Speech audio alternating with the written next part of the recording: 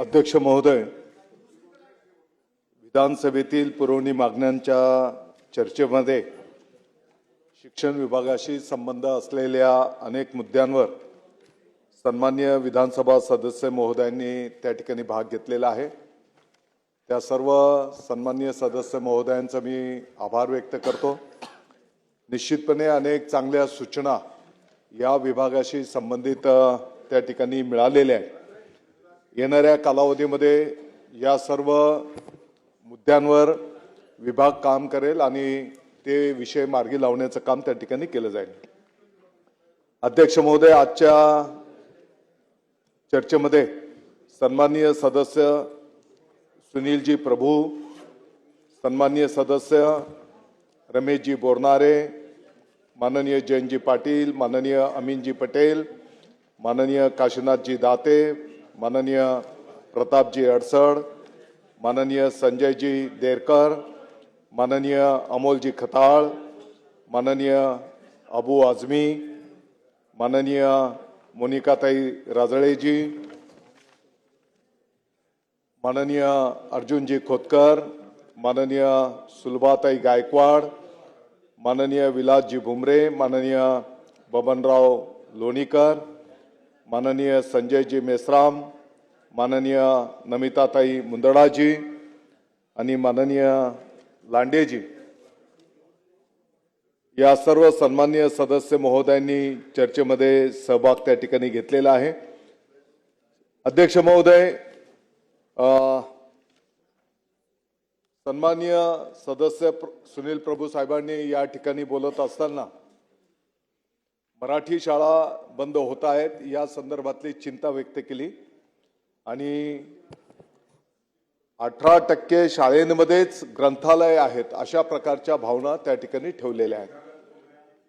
अध्यक्ष महोदय, मराठी शाळा बंद होणार नाहीत, किंबहुना त्यांना पाठबळ कसं देता येईल। मला वाटतं की विधानसभेच्या तारांकित प्रश्नाच्या दरम्यान आपण या विषयावर अतिशय सविस्तरपणे चर्चा त्या ठिकाणी केलेली आणि म्हणून गुणवत्तापूर्ण एक आनंददायी शिक्षण कसं देता येईल, सर्व भौतिक सुविधा तिथे कशा पद्धतीने आपण देऊ शकतो याचा एक आराखडा तयार करून विभाग त्या विषयावर काम करतो आहे।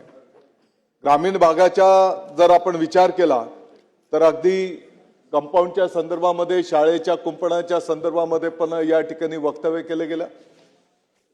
MREGच्या माध्यमातून आपण त्या ठिकाणी कंपाऊंड बांधू शकतो। DPDC मध्ये 5% शिक्षण विभागावर खर्च करणं त्या ठिकाणी बंधनकारक आहे।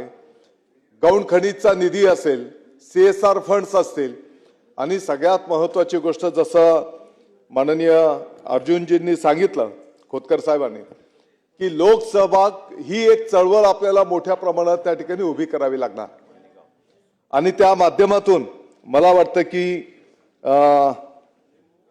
मानेगाव त्या गावामध्ये ज्या अर्जुनजी मी आपला आभार व्यक्त करतो आणि येणाऱ्या काळामध्ये निश्चितपणे मलाही त्या ठिकाणी भेट द्यायला आवडेल आणि तिथले जे आपले शिक्षक बंधू भगिनी आहेत ज्या पद्धतीने अतिशय समर्पित पद्धतीने काम करतायत। अध्यक्ष महोदय, मी तारांकित प्रश्नाच्या उत्तरालाही देत असताना सांगितलेलं आहे की या राज्यामध्ये अनेक समर्पित भावनेतनं काम करणारे आयडॉल आपले शिक्षक आहेत। काही जरी शाळेचा वेळ जरी असेल तरी दिवसभर काही ठिकाणी शिक्षक काम करतात। वर्षाच्या 365 दिवस चालणाऱ्याही शाळा आपल्या या राज्यामध्ये आहेत अध्यक्ष महोदय आणि म्हणून सर्व सन्माननीय सदस्य महोदयांना माझी विनंती असणार आहे की निश्चितपणे आपलेही मार्गदर्शन आणि सहकार्य त्या ठिकाणी असावं। मग त्या शाळेमध्ये पिण्याचं पाणी असेल, स्वच्छतागृह असेल, शाळेच्या इमारती असतील, डिजिटल सुविधा असतील, खेळांचं मैदान असेल, या सर्व सुविधांवर विभाग त्या ठिकाणी काम करतो आहे।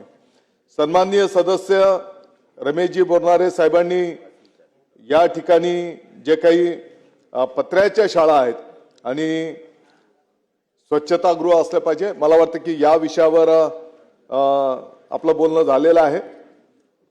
जिल्हा परिषदच्या शाळा सभागृहाला मला विनंती करायची आहे की ज्या जिल्हा परिषदमध्ये समजा 4थी पर्यंत शाळा असेल आणि विद्यार्थ्यांची पटसंख्या जर उपलब्ध होत असेल तर 5वीची सुद्धा शाळा आपण त्या ठिकाणी सुरू करू शकतो. 5वीची शाळा असेल, 6वीची पण शाळा आपण त्या गावामध्ये विद्यार्थी जर उपलब्ध होत असतील तर अशा पद्धतीने 8वी पर्यंतच्या शाळा आपण त्याला मान्यता जिल्हा परिषद पातळीवरच त्या ठिकाणी द्यायला घेतो. आणि म्हणून जास्तीत जास्त विद्यार्थी जर उपलब्ध होत असतील तर त्या पद्धतीने आपण त्या ठिकाणी सहकार्य करावं. सन्माननीय सदस्य जयंत पाटील साहेबांनी पण हो ना काही मुद्दे त्या ठिकाणी उपस्थित केलेले आहेत. सर्व सन्माननीय सदस्य महोदयांना त्या ठिकाणी लेखी उत्तर पण दिली जातील. सन्माननीय सदस्य अमोलजी खताळ साहेबांनी जे काही मुद्दे उपस्थित केलेले आहेत की आरटीई मध्ये प्रवेश न देणाऱ्या शाळांवर कारवाई करावी. निश्चितपणे या संदर्भातलं शासनाचं धोरण निश्चित आहे. ज्या शाळा 26-27 करता माननीय अमीन पटेल साहेबांचाही त्याच संदर्भातला मुद्दा होता. 26-27 करता 8,651 शाळांनी आरटीई अंतर्गत नोंदणी केलेली आहे. आरटीई अंतर्गत 1,12,777 शाळांना प्रवेश स्तरावर उपलब्ध आहेत. आरटीईच्या अंतर्गत प्रवेशासाठी 1,08,121 प्राप्त झालेले आहेत. आणि आपल्या सर्वांना माहिती आहे की 25% ऑनलाईन अर्ज भरल्याच्या नंतर लॉटरीद्वारे कोणाचं आहे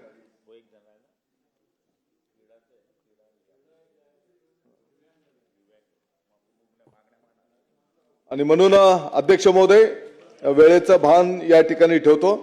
मी सर्व सन्माननीय सदस्य महोदयांना या ठिकाणी विनंती करतो जेव्हा आपलं रेग्युलर बजेट येईल विभाग कोणत्या कोणत्या मुद्द्यांवर कशा पद्धतीने काम करतोय याची सविस्तर माहिती त्या बजेटच्या माध्यमातून त्या ठिकाणी निश्चितपणे दिलं जाईल. अध्यक्ष महोदय मी आपल्या अनुमतीने शालेय शिक्षण विभागाची मागणी क्रमांक E2 बाब क्रमांक 40 ते 43 अंतर्गत एकूण रुपये 10,000 च्या लाक्षणिक पूरक मागण्या मंजूर करण्याची विनंती सभागृहास करीत आहे.